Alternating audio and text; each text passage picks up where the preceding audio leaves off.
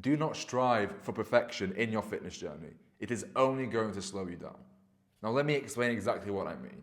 Because, look, as humans, like, we all want to get better, improve, or at least have, like, better lives, right? We are all motivated by having a better human experience. And, part of that is getting to, like, certain milestones, whether it's like physical or financial or emotional or all these different things. Now, another thing that we really want to do is get there as fast as possible and with as few or less work as possible, right? We want to get to that stage quickly and easily, right? Now, this desire to get somewhere quickly and easily, it's where perfection starts to come in and trying to, like, perfect the, I guess, path, the journey that we take to get there.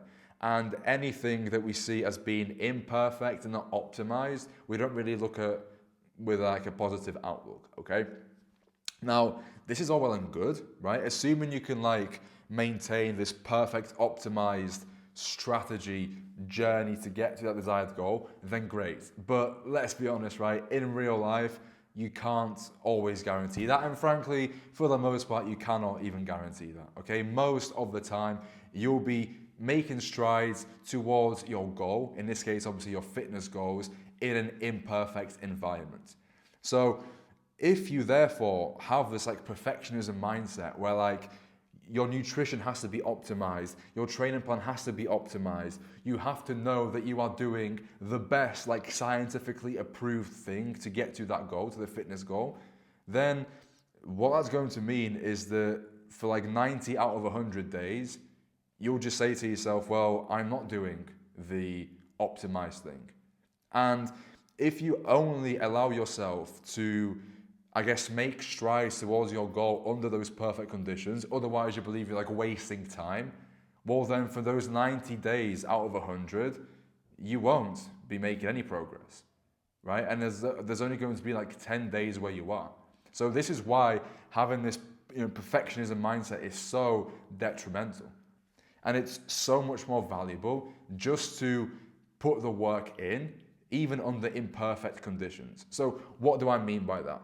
Let's say you know that to have your perfect workout, you need to allocate 60 minutes per day of the workout. Obviously, let's say you train like 3-4 days a week, maybe 5, right? But let's say it's like the day of your workout. And you know to have this perfect workout, you need to allocate 60 minutes to the gym.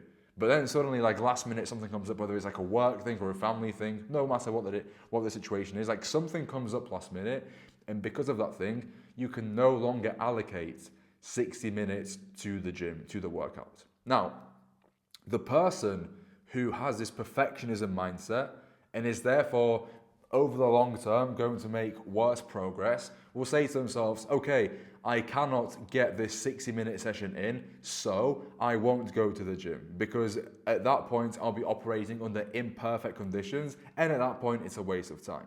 Now, the second person, the one who isn't so emotionally attached to this perfectionism, they will say to themselves, okay, I don't have 60 minutes, I have like 25 minutes, and I know this workout isn't going to be perfect, but any workout is better than no workout. And this second person is going to get to their goals much, much faster, because they don't use that excuse of, okay, I'm not in perfect conditions, I will wait until I am. They say to themselves, despite imperfect conditions, I will take action anyway. And this applies to, like, anything when it comes to fitness. Your training plan, your nutrition as well, right? Let's say, for example, you can't buy the foods that you normally buy, okay? You can't buy the foods, let's say they're out of stock, right? You go to the shop, actually I had this yesterday, I went to the supermarket, there were no eggs, right?